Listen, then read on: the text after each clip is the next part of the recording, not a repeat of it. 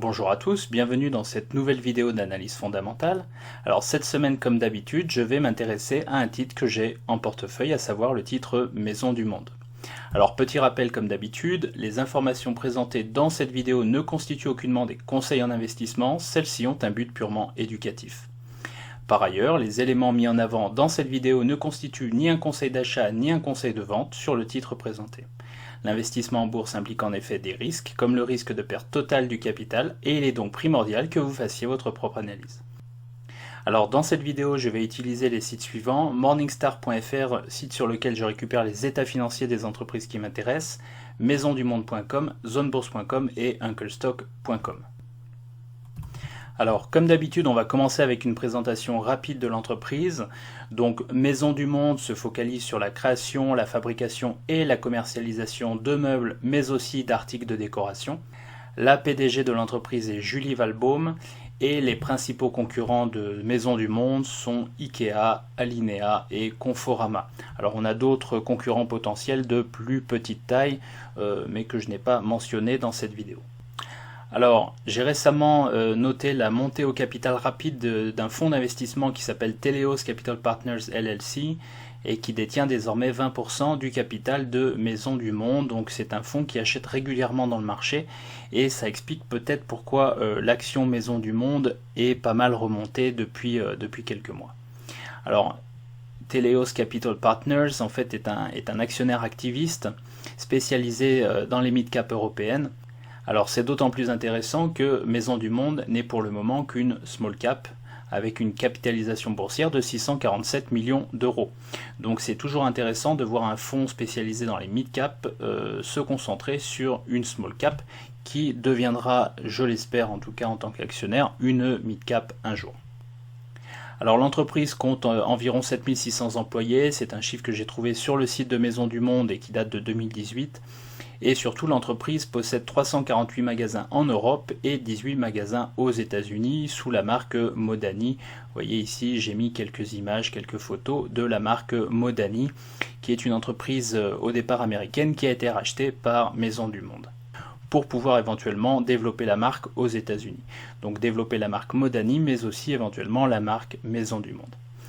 Alors, on peut regarder ici le réseau de Maison du Monde en Europe. On voit qu'on a 227 magasins en France, qu'on a un magasin au Portugal, 27 magasins en Espagne, 48 magasins en Italie, 9 magasins en Suisse, 3 magasins au Luxembourg et 10 magasins en Allemagne. On note également la présence de 23 magasins en Belgique. Alors on va passer tout de suite aux documents financiers, aux états financiers, et donc comme d'habitude je commence par les marges.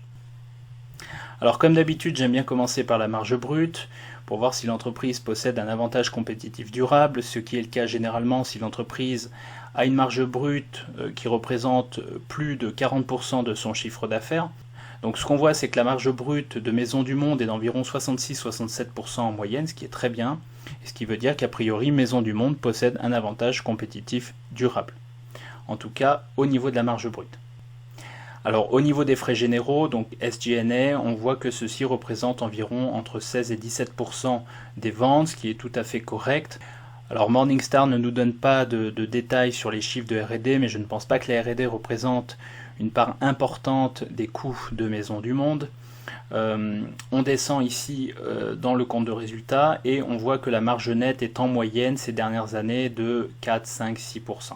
Donc la marge nette est inférieure à 20%, elle est également inférieure à 10%, donc l'avantage compétitif qu'on peut voir ici au niveau de la marge brute n'est pas confirmé au niveau de la marge nette. Alors toutefois, la faiblesse de la marge nette est parfois observée pour des entreprises en croissance qui tentent à se développer et à réinvestir dans l'entreprise. Alors il faudra voir bien entendu si la marge nette de Maison du Monde s'améliore dans les années qui viennent. Alors au niveau du retour sur fonds propres ou du retour sur capitaux propres, qu'on appelle en anglais le ROE, Return on Equity, on voit que celui-ci est d'environ 10-12% au cours des 3 dernières années.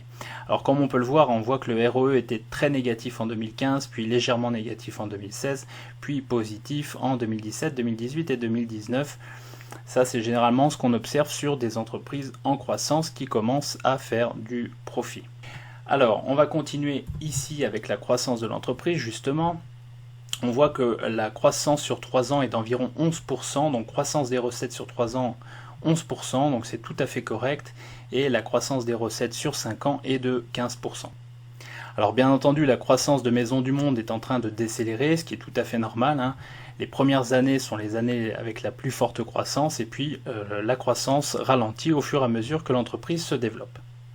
Au niveau du résultat d'exploitation, c'est la même chose, avec une croissance de 20% par an au cours des 5 dernières années, et puis on voit que la croissance a décéléré à 12-13% par an au cours des 3 dernières années, et qu'elle est au cours de l'année 2019 de 8-9% environ. Alors au niveau du ratio de liquidité de Maisons du Monde, on est à 1,11, ce qui veut dire que le total des passifs circulants est plus faible que le total des actifs circulants, ce qui est bon signe. Par contre, on voit que ce ratio a baissé au cours des années puisqu'il est passé de 1,44 à 1,11 en 2019. On note également que le quick ratio est de 0,35, donc un peu faible. Cependant, on peut voir que c'est une spécificité de Maisons du Monde d'opérer avec un quick ratio relativement faible. Alors, on va s'intéresser maintenant au bilan. Donc, comme d'habitude, on va regarder le total trésorerie, quasi-trésorerie et placement à court terme. On voit qu'à fin 2019, Maisons du Monde avait une trésorerie d'environ 94 millions d'euros, ce qui est tout à fait raisonnable, hein. On peut voir que c'est une des trésoreries les plus élevées des 5 dernières années. Au niveau du stock, donc là on va regarder que le stock n'augmente pas trop en prenant en compte le fait que l'entreprise a un chiffre d'affaires en augmentation, et donc forcément le stock va augmenter. Donc si on compare par exemple 2015 à 2019, on voit que le stock est 2 fois plus important que le stock de 2015, ce qui est tout à fait normal puisque le chiffre d'affaires a grandement augmenté entre ces deux années. Alors ce que je vais faire ensuite, c'est que je vais comparer le total des actifs circulants. Donc on a vu via le ratio de liquidité général qu'a priori le total des actifs circulants était plus élevé que le total des passifs circulants.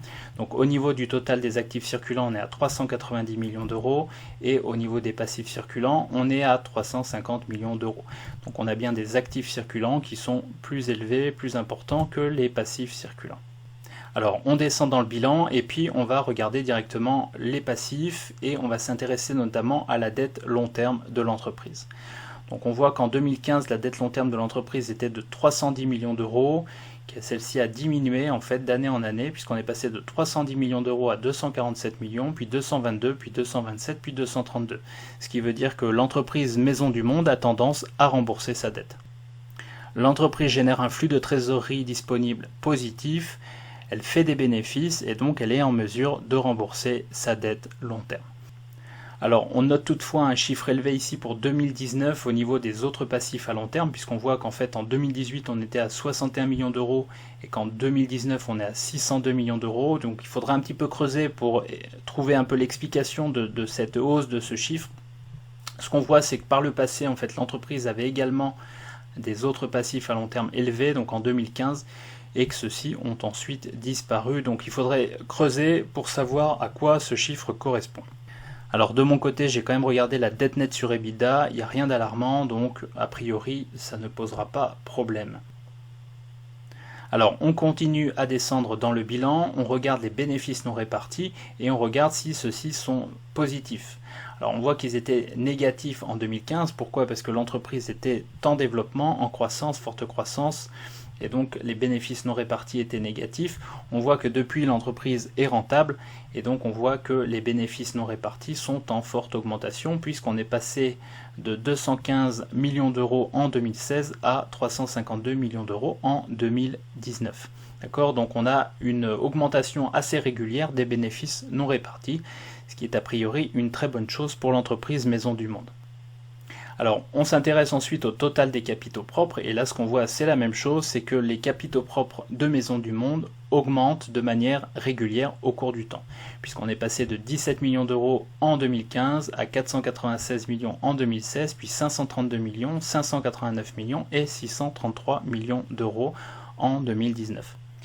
Et donc Maisons du Monde a plutôt un bilan solide, d'accord, puisqu'on a une très bonne trésorerie, on a un ratio de liquidité générale qui est tout à fait correct, et puis on a une réduction de l'endettement au cours des années, et une hausse régulière des bénéfices non répartis, mais aussi des capitaux propres de l'entreprise. Alors ensuite, on va s'intéresser au compte de résultat de Maisons du Monde, et comme d'habitude, je vais m'arrêter sur le chiffre d'affaires en regardant si celui-ci est en augmentation ou non. Alors on voit que le chiffre d'affaires de Maisons du Monde est en augmentation régulière puisque celui-ci est passé de 722 millions en 2015 à 907 millions en 2016, puis 1,39 milliard, 1,143 milliard et 1,263 milliard d'euros en 2019.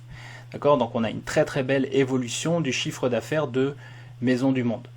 Donc à la question est-ce que Maisons du Monde est en croissance, la réponse au niveau du chiffre d'affaires et donc au niveau des ventes, la réponse est oui. Le résultat brut d'exploitation suit la même trajectoire, puisqu'on est passé de 498 millions d'euros en 2015 à 838 millions en 2019. Donc tout ça c'est très bien. Si on descend ensuite sur le résultat d'exploitation avant intérêts et impôts, et je vous rappelle que Warren Buffett aime bien regarder cette ligne, on voit que ce résultat est en constante augmentation depuis 2015, puisqu'on est passé de 68 millions d'euros à 86 millions, puis à 109 millions, 114 millions et 124 millions d'euros. Donc très belle évolution du résultat d'exploitation avant intérêts et impôts. Et quand on regarde en dessous au niveau du résultat net, ce qu'on voit c'est que l'entreprise est rentable depuis 2017. Donc on voit que l'entreprise faisait des pertes donc en 2015 et 2016, et c'est tout à fait normal pour une entreprise qui se développe rapidement, d'accord. Les premières années sont souvent des années difficiles, des années d'expansion, et donc des années dans lesquelles on brûle parfois du capital. Ensuite, ce qu'on voit, c'est que l'entreprise est rentable et génère des profits d'année en année. Donc en 2017, 63 millions d'euros, en 2018, 60 millions d'euros et en 2019, 59 millions d'euros. D'accord? Donc on a vraiment un résultat net qui est relativement constant au cours du temps. Alors, à noter toutefois que le bénéfice par action est relativement flat au cours des 3 dernières années, et c'est normal puisque le résultat net est lui-même relativement plat, puisqu'on a stagné en 2017, 2018, 2019, même si le résultat net est positif, et donc on n'a pas d'évolution sensible du BPA au cours des 3 dernières années. D'accord? Donc il faudra voir un peu si l'entreprise est en mesure de faire augmenter son bénéfice par action au cours des prochaines années.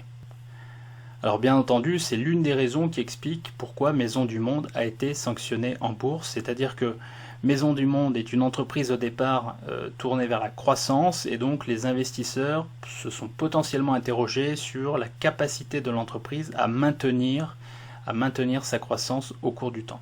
Et bien entendu, le fait que le bénéfice par action n'augmente pas au cours des 3 dernières années signale une sorte de stagnation de l'entreprise. Alors mon avis c'est que le chiffre d'affaires va continuer à augmenter au cours des prochaines années. Bien entendu, si le chiffre d'affaires continue à augmenter et que le résultat d'exploitation avant intérêts et impôts continue d'augmenter comme il le fait, à un moment le résultat net suivra et le bénéfice par action suivra également. Alors, on passe maintenant au flux de trésorerie, et comme d'habitude, on regarde les éléments les plus importants. Donc, on voit que l'entreprise a un flux de trésorerie net fourni par les activités d'exploitation positives. Donc ça, c'est très important. Ça veut dire que l'entreprise, de par son exploitation, génère de la trésorerie, génère un cash flow positif. D'accord? Donc ça, c'est primordial. Alors, on voit que celui-ci est relativement stable au cours du temps, en tout cas positif et stable au cours du temps. Quand on regarde ensuite au niveau des flux de trésorerie liés aux activités d'investissement, on voit qu'on a pas mal d'investissements dans des immobilisations corporelles, ce qui laisse penser que l'entreprise Maisons du Monde en fait rachète potentiellement des magasins et donc de l'immobilier. D'accord, puisqu'on a des dépenses, vous voyez, de 112 millions d'euros en 2015, 170 millions en 2016, 166 en 2017, et puis on est à quasiment 100 millions d'euros de dépenses en 2019.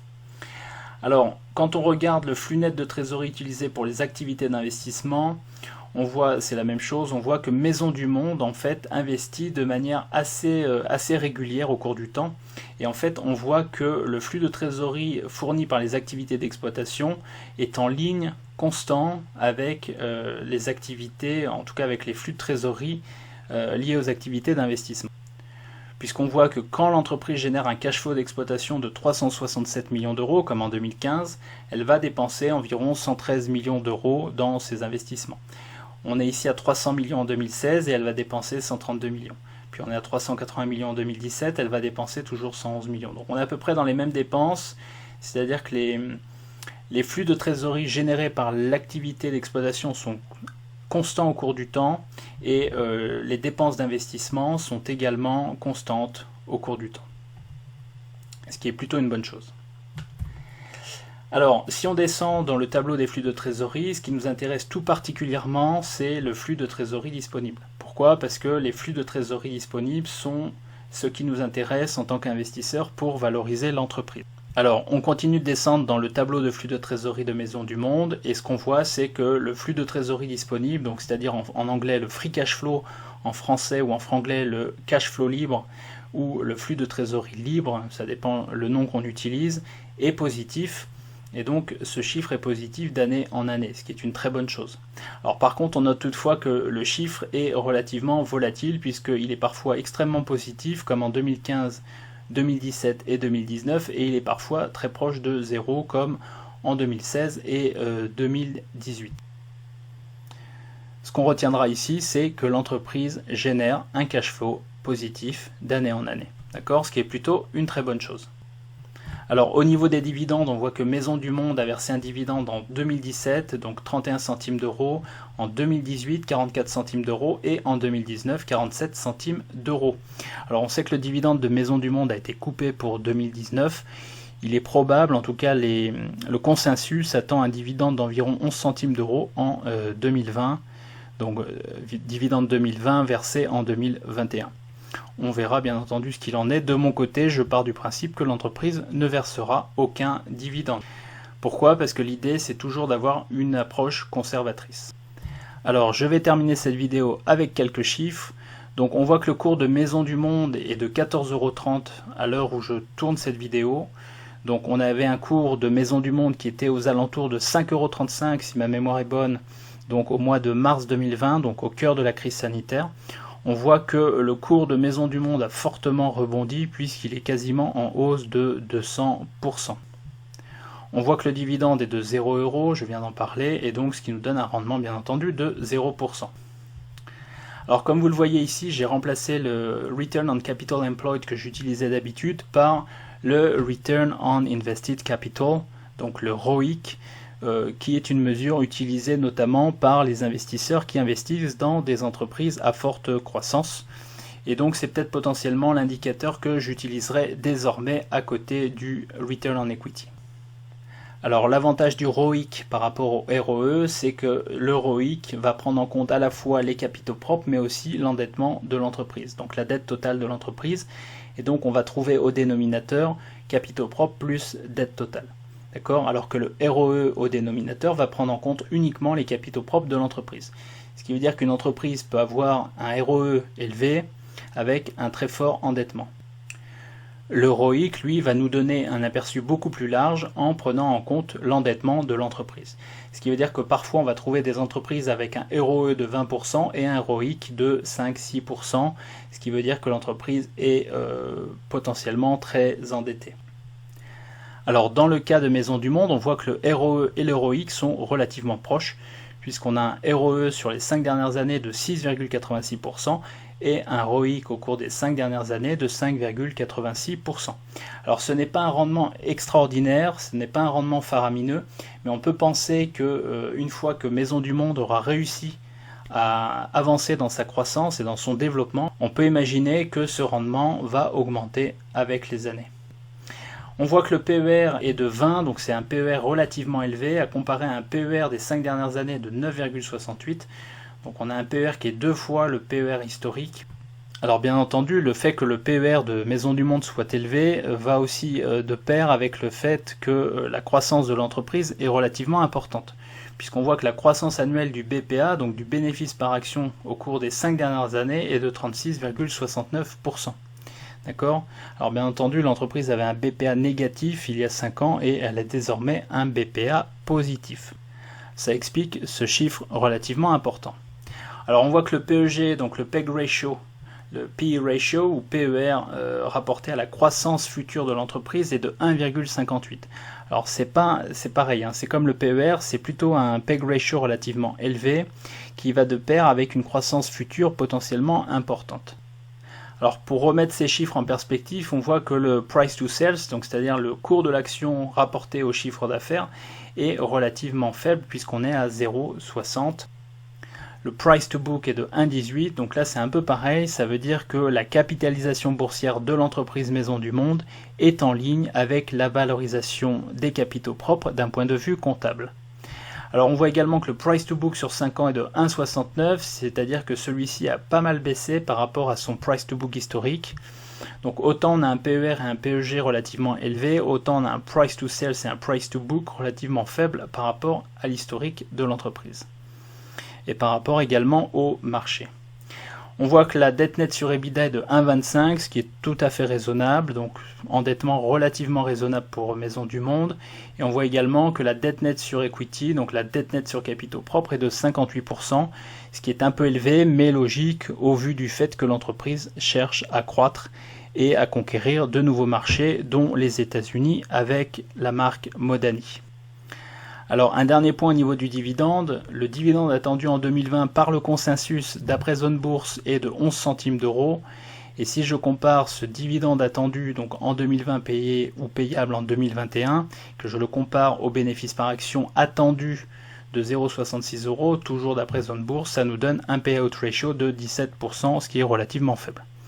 Je fais la même chose en comparant le dividende attendu au cash flow par action, 86 centimes d'euros.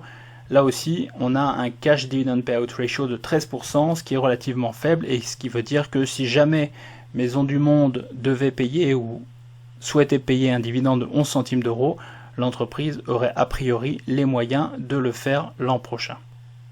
Alors bien entendu, ça reste une analyse personnelle, ce n'est que mon point de vue, et bien entendu, si vous avez des commentaires par rapport à ma manière d'analyser le titre Maisons du Monde ou des choses que vous aimeriez mettre en avant, n'hésitez pas à le mettre dans les commentaires sous la vidéo.